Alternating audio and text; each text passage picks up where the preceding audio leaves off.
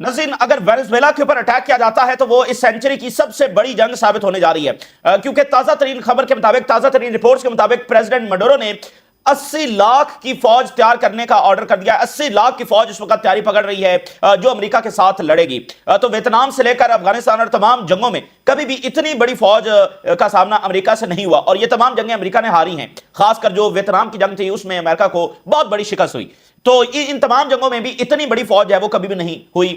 تو اب وینزویلا جو ہے وہ 80 لاکھ فوج جو ہے وہ تیار کر رہا ہے امریکہ کے ساتھ بھیڑنے کے لیے۔ تو یہ اس سینچری کا سب سے بڑا مارکا وہاں پر ہونے جا رہا ہے، اور ایران، چائنا، رشیا، باقی ممالک جو ہے ان کی بھرپور سپورٹ اس وقت وینزویلا کو حاصل ہے۔ اور یہ صرف وینزویلا کی جنگ نہیں ہوگی بلکہ پورے ریجن کی، لیٹن امریکہ کی، کیریبین کی، یہ ان سب کی جنگ جو ہے وہ بننے جا رہی ہے، کیونکہ نشانہ صرف وینزویلا نہیں ہے بلکہ نشانہ جو پورا ریجن ہوگا۔ اس کے اوپر ہم بات کریں گے۔ آج مزید ایسے ایونٹس ہوئے ہیں جو یہ بتا رہے ہیں کہ ہم بہت مزید قریب ہوئے ہیں ایک ملٹری کانفلکٹ کے، جو کہ وینزویلا نہیں چاہتا۔ وینزویلا کسی صورت جو ہے وہ کوئی جنگ نہیں چاہتا، لیکن یہ جنگ جو ہے اس کے اوپر مسلط کی جا رہی ہے۔ اور کرنل ڈاگلس میکگریگر جو امریکن کرنل ہیں، انہوں نے کہا کہ یورپ جو ہے وہ رشیا کے ساتھ براہ راست جنگ کی تیاری کر رہا ہے۔ یہ آج ان کا غیر معمولی بیان جو سامنے آیا ہے، وہ کہہ رہے ہیں کہ یورپ رشیا سے براہ راست جنگ کی جو ہے تیاری کر رہا ہے، اور مڈل ایسٹ کے اندر جو سچویشن ہے وہ بہت زیادہ خوفناک ہے۔ اس کی وجہ یہ ہے کہ اسرائیل پوری امپینٹی کے ساتھ جو غزہ سٹی ہے وہاں پر جو ہائی رائز بلڈنگز ہیں ان کو ایک ایک کر کے نشانہ بنا رہا ہے۔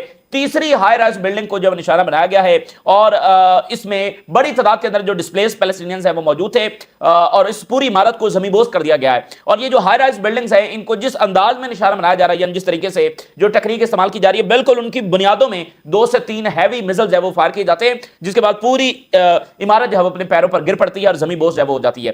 تو یہ ایک بڑی پینفل صورتحال ہے۔ وہاں پر جو فلسطینی شہید ہو رہے ہیں ان کے ایگزیکٹ نمبرز میں نہیں ہیں، اور وہ اسی ملبے میں دبے ہیں، اور وہاں سے ان کو نکالا بھی نہیں جا سکتا ہے کیونکہ اکوپمنٹس وہاں پر نہیں ہیں۔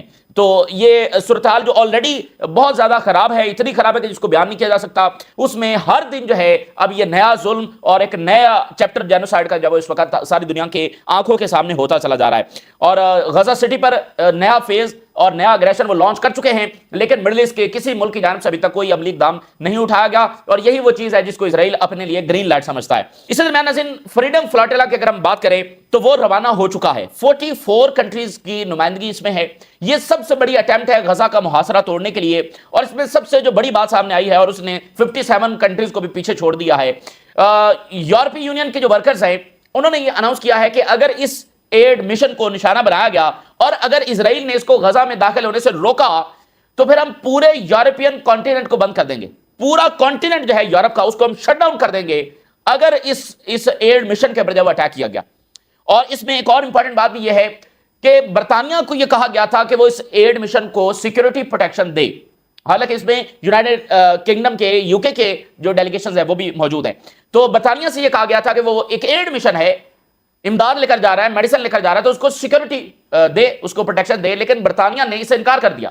تو یہ چیز بھی تاریخ میں لکھی جائے گی، جب ایک جینوسائیڈ ڈکلیئر ہو چکی تھی اور اس کی امداد کے لیے جہاز آ رہے تھے تو برطانیہ نے اس سے انکار کیا، حالانکہ یہی برطانیہ جو ہے اسی نے یہ کالونی قائم کی، اور 1917 سے لے کر 1948 تک برطانوی فوج یہاں پر رہی، جس میں یہ ساری آباد کاری ہوتی رہی۔ تو وہ برطانیہ کی فوج جو ہے وہ پروٹیکشن دے رہی تھی، سیکیورٹی دے رہی تھی، اور پوری آباد کاری جب وہ کروا رہی تھی۔ اور اس سارے عرصے میں ظلم کی ایک اتنی بڑی داستانیں ہیں جو اس طرح ان پہ کھل کر بات بھی نہیں کی جاتی۔ وہ بھی ایک بہت ہی پینفل ٹائم تھا فلسطینیوں کے لیے، جب نئے نئے آباد کار یہاں پر آ رہے تھے اور وہ فلسطینیوں سے ان کے گھر چھین رہے تھے، اور بہت بڑی تعداد میں فلسطینیوں کو شہید کیا جا رہا تھا، اور برطانوی فوج وہ خاموشی کے ساتھ بیٹھی رہتی تھی، کچھ بھی نہیں کرتی تھی۔ تو یہی برطانیہ، اس نے یہ کالونی آباد کی، پھر ایک لمبے عرصے تک سیکیورٹی پرووائڈ کی تاکہ بنیادیں بن جائیں، اور پھر آخری وقت میں یہ ہو گیا کہ برطانوی فوج کے اوپر ہی اسرائیلیوں نے جب حملے شروع کر دیے، تو اس کے بعد ان کو جب یہاں سے لیو کرنا پڑا، تو وہی برطانیہ جو ہے آج ایک ایڈ مشن کو سیکیورٹی دینے سے انکار کر رہا ہے، جو ہیومن رائٹس کا بہت بڑا چیمپئن بھی ہے۔ تو ویسٹرن ڈکلائن بھی اب ہم اپنی آنکھوں کے سامنے دیکھ رہے ہیں۔ کئی 100 سالہ جو ویسٹرن ڈومیننس ہے، جس نے دنیا کو سوائے کالونائزیشن کے کچھ بھی نہیں دیا، وہ اپنے اختتام کو پہنچ رہی ہے، اور چائنا کا رائز ہے وہ اس وقت ہم دیکھ رہے ہیں۔ اور یہ چائنا کا رائز نہیں ہے، یہ ایشین سینچری ہے، یہ یورپین سینچری کا اختتام ہو رہا ہے، اور ایشین سینچری کا جو یہاں سے آغاز ہو رہا ہے۔ تو میں ہیڈ لائنز آپ کے سامنے رکھتا ہوں، اور اٹالین یونین سے will shut down، یہ العربیہ نیوز کوٹ کر رہا ہے، will shut down all of the Europe if contact lost with Gaza aid flotilla۔ اگر ہمارا اس کے ساتھ رابطہ منقطع ہوا، اگر اسرائیل نے اس کو نشانہ بنایا، اگر اس کو روکا، تو پھر ہم پورا یورپ شٹ ڈاؤن کر دیں گے۔ انہوں نے کہا کہ اگر کوئی ایسا واقعہ ہو گیا کہ صرف 20 منٹ بھی اگر ہمارا اس سے رابطہ منقطع ہوا تو پورا یورپ جو ہے وہ ہم شٹ ڈاؤن کر دیں گے۔ Italian dock workers threaten to shut down all of the Europe if Gaza aid flotilla is blocked. अगर इसको रोका गया पूरा यूरोप बंद होगा। और global सुमद flotilla set cell for Gaza without UK protection, बरतानिया की उसके बगैर, और 44 नेशन जो है उसकी नुमाइंदगी है, और बरतानिया ने इसकी प्रोटेक्शन से इनकार किया, इसके बावजूद ये वहां से रवाना हो गया है। और इसमें यूके के जो डेलीगेशंस है वो भी शामिल हैं, इस यानी यूके के लोग भी, उनके नेशनल भी शामिल हैं, उसके बावजूद बरतानिया ने इनकार किया। और ये 3 एरिया से ये रवाना हो रहा है। इसकी कुछ जो शिप्स हैं वो यूरोप से रवाना हुए हैं, कुछ जो है वो ट्यूनिसिया से रवाना हो रहे हैं, और कुछ जो है वो साउथ ईस्ट एशिया से जो रीजन है वहां पर मलेशिया से जो है कई शिप जब रवाना हो रहे हैं। तो ये एक ही जगह पर इकट्ठे होंगे और वहां से फिर गजा की तरफ जाएंगे, यानी मेडिटेरेनियन सी में तीनों एक ही जगह पर मिलकर फिर गजा की तरफ जाएंगे। लेकिन तीनों अपनी अपनी मंजिलों से जब रवाना हो चुके हैं, और ये 3 मुख्तलिफ लोकेशन इसलिए चुनी गई हैं चूंकि 44 कंट्रीज हैं, तो उसको जो है वो आसानी के लिए लॉजिस्टिक बुनियादों के ऊपर कि दुनिया के 3 मुख्तलिफ एरिया से जो है वो इमदादी शिप्स है वो गजा की तरफ रवाना हो रहे हैं। और यूरोपियन यूनियन के वर्कर्स ये कह रहे हैं कि अगर इसको रोका गया तो फिर हम पूरा यूरोप जब शट डाउन कर देंगे। यूएई के आजकल की जो इकदामात है, जो डेवलपमेंट्स हैं वो काफी हार्श हैं, क्योंकि यूएई एक इत्तेहाद बना चुका है इजराइल के साथ, तो अब ये उनका भी रिवर्सल जब हो रहा है। तो यूएई ने आज कहा है कि फलस्तीनी रियासत के बगैर मिडिल ईस्ट के अमन के बारे में कोई सोचे भी ना। अब ये वही अब्राहम अकॉर्ड है जिसमें फलस्तीन का लफ्ज भी शामिल नहीं है, लेकिन आज वो कह रहे हैं कि अगर फलस्तीनी रियासत नहीं है तो फिर ये बात सुन लें कि यहां मिडिल ईस्ट में कोई अमन होने वाला नहीं है। तो ये जो इत्तेहादी होते हैं ना, जब उनका रिवर्सल होता है या उनकी जानिब से वही बात आती है जो ईरान कर रहा है, तो फिर उसकी अहमियत ज्यादा होती है। United Arab Emirates रीन्यूज it's कंडेमनेशंस of all attempts to displacement and targeting the Palestinian people. और कोई स्टेबिलिटी इन द रीजन नहीं हो सकती जब तक कि फलस्तीनी establishment of the Palestinian state ना हो। तो डिस्प्लेसमेंट को कंडेम किया है, लेकिन इसके साथ साथ जरूरी यह है कि वहां पर सीज फायर जब वो अर्जेंटली करवाया जाए। और इस सीज फायर का टाइम हम बहुत पहले गुजार चुके हैं, यानी बहुत पहले वो टाइम आ जाना चाहिए था जब इमीडिएट सीज फायर हो जाता। अब तो वो टाइम भी हम बहुत पीछे गुजार कर आए हैं, और अब भी पता नहीं किस चीज का जो इंतजार किया जा रहा है। और मजीद फलस्तीनी रोजाना उनकी जिंदगियों का जो सूरज है वो गरूब हो जाता है। और अभी तक जो हमारे सामने नंबर्स आए हैं वो इतने ज्यादा हैं कि हालिया तारीख में किसी जंग में इतने बच्चे शहीद नहीं हुए जितने इस जंग के अंदर हो चुके हैं। और एक्सपर्ट्स ये खदशे का इजहार करते हैं कि ये नंबर्स अभी भी थोड़े हैं, क्योंकि इजराइल ने वो नंबर्स अब छुपा रखे, क्योंकि बहुत बड़ी तादाद के अंदर लोग इज्तिमाई कब्रों में हैं, मलबे तले हैं। तो एग्जैक्टली नंबर्स अभी भी हमारे पास नहीं है, लेकिन जितने आ चुके हैं, इंसानी तारीख में किसी जंग में इतने ज्यादा बच्चे शहीद नहीं हुए। तो आज मोरक्को ने भी अब्राहम अकॉर्ड किया हुआ, तो मोरक्को के अंदर भी आज प्रोटेस्ट हो रहे हैं। Protest in Morocco against Israel's war on Gaza, or pro-Palestine demonstrations in the Stockholm and Paris. In addition to London and across Morocco, thousands of protesters in Sweden and France call for an end to the genocide in Gaza. तो ये बड़े Capitals के अंदर जो है वो आज भी मुजाहरे जारी हैं। कल भी यूरोप में बड़े मुजाहरे हुए हैं, आज भी ये मुजाहरे जब जारी हैं। और फ्रांस और अमेरिका के नाज़रीन जो ताल्लुकात हैं वो काफी ज्यादा डेटोरेट हो रहे हैं, और उसकी 3-4 बड़ी वजूहत है। सबसे बड़ी वजह तो अमेरिका को ये गुस्सा है कि फ्रांस फलस्तीनी रियासत को तस्लीम क्यों करने जा रहा है, और इस पर मार्को रूबियो ने बरह रास्त कॉल भी की है और फ्रांस को वार्न किया कि वो ये ना करें।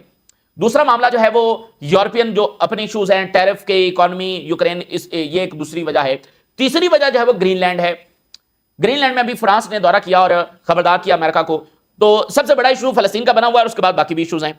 US France rift widens over Palestinian state recognition. तो दोनों में जो खलीज है वो गहरी हुई है जब फ्रांस ये कह रहा है कि हम फलस्तीनी रियासत को तस्लीम करेंगे, और मार्को रूबियो ने फ्रांस को एक्यूज किया है कि वो सीज फायर एफर्ट्स में रुकावट बन रहा है फलस्तीनी रियासत को तस्लीम करके। ये जब अमेरिका ने जितनी बार वीटो किया तो हर बार वो यही कहते हैं कि इससे जो है वो वहां पर अमन नहीं आएगा, अगर हम वीटो नहीं करेंगे तो वहां पर अमन नहीं आएगा। वीटो करना अमन के लिए जरूरी है। तो अब वो कह रहे हैं कि फलस्तीनी रियासत को तस्लीम करने से सीज फायर नहीं होगा। इसी दरमियान हमास की जानिब से रॉकेट्स फायर किए गए हैं। अल कुदस brigade says it fired rockets toward Israel. ये दूसरी जमात है, उसका विंग है।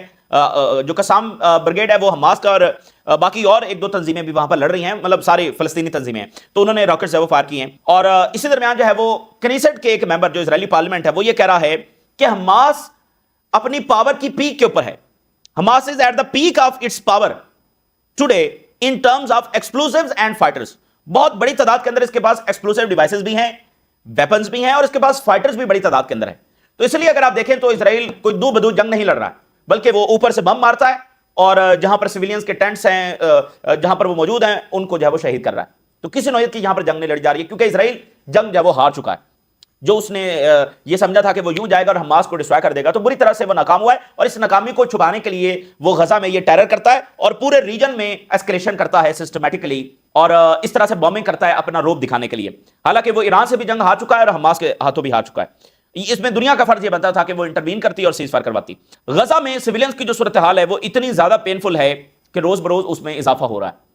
اب غزہ سٹی میں 15 سٹوری بلڈنگ ایک ہے، 15 سٹوری بلڈنگ، یہ تھرڈ بلڈنگ ہے ہائی رائز جس کو نشانہ بنایا گیا ہے۔ Israel flattens another Gaza City high rise, پہلی بلڈنگ نشانہ بنی، اس کی ویڈیو دنیا کے سامنے آئی، دوسری بلڈنگ نشانہ بنی، اس کی ویڈیو آئی، ابھی تیسری بلڈنگ کو آج تیسرے دن کنزیکٹیولی انہوں نے نشانہ بنایا ہے اور اس کی ویڈیو بھی دنیا کے سامنے آئی ہے۔ تو چونکہ دنیا آگے سے صرف کنڈیم کر رہی ہے تو اسرائیل اس کنڈیمنیشن کو اپنے لیے گرین لائٹ تصور کرتا ہے۔ جب وہ اتنے بڑے مظالم کر رہے ہیں اور جینوسائیڈ کر رہے ہیں، اس کے جواب میں اگر صرف کنڈیمنیشن ہوگی تو اس کو وہ گرین لائٹ ہی سمجھے گا نا، بھائی کنڈیم تو کرنا ہی کرنا ہے نا، اور کیا اس کو ویلکم کریں؟ کنڈیم تو پھر کرنا ہی کرنا ہے۔ Israeli military has bombed another residential high rise in the Gaza city. It bombed the 15-story Susi Tower located opposite جو یونروا کی بلڈنگ ہے اس کے بالکل یہ اپوزٹ ہے، اور اس کے یہ جو سارا ایریا ہے جہاں پر سارے ٹینٹس بھی لگے ہوئے ہیں وہاں پر فلیئرز گرائے جا رہے ہیں، پورے غزہ سٹی میں فلیئرز اب گرائے جا رہے ہیں کہ فلسطینی جب یہاں سے لیو کر جائیں۔ The assault is making the city uninhabitable. یہ بمباری جو ہے وہ آلریڈی تباہ حال غزہ سٹی کو ان انہیبیٹیبل مزید جب وہ بنا رہی ہے، کیونکہ بہت سارے جو بم گرتے ہیں وہ ان ڈیٹونیٹڈ بھی ہوتے ہیں، پھر بیماریاں، پھر سیوریج، پھر جو ہیلتھ کنڈیشنز ہیں ان کا نہ ہونا، پھر ایڈ بلاکیڈ، جتنے مسائل اب گنتے جائیں، جتنے ظلم گنتے جائیں وہ کم ہے اور فہرست ختم نہیں ہوگی، اور جتنا ڈی ہیومنائز کیا جا رہا ہے فلسطینیوں کو، ان کو انسانوں کی طرح ٹریٹ ہی نہیں کیا جا رہا، یہ ایک الگ سطح کا ظلم ہے۔ اور where can we go? Palestinians wonder after bombing a safe zone. Israel's most lethal operation in Gaza is under way. بہت ہی تباہ کن اور لیتھل اور پینفل اگریشن جب اس وقت غزہ میں جاری ہے، اور جو سینٹ کام کمانڈر ہے وہ سب سے پہلے اسرائیل آیا، اور اسرائیل کے بعد وہ لیبنن گیا ہے، اور لیبنن کے صدر جو ہے اس کے ساتھ اس کی ملاقات ہوئی ہے۔ Lebanon president receive the commander of the U S Central Command. تو اب پتہ نہیں وہاں پر کیا یہ باتیں کر کے آئے گا، تو وہاں پر ان کا گول کلیئر ہے کہ حزب اللہ کو جو ڈسارم کرنا ہے۔ جناب علی، وینزویلا کی جو جنگ ہے اس کے پر اس وقت بہت زیادہ بات ہو رہی ہے، اور وینزویلا کا محاصرہ ہو چکا ہے، کل انہوں نے 10 مزید F-35 بھی وہاں پر ڈپلائے کر دیے ہیں۔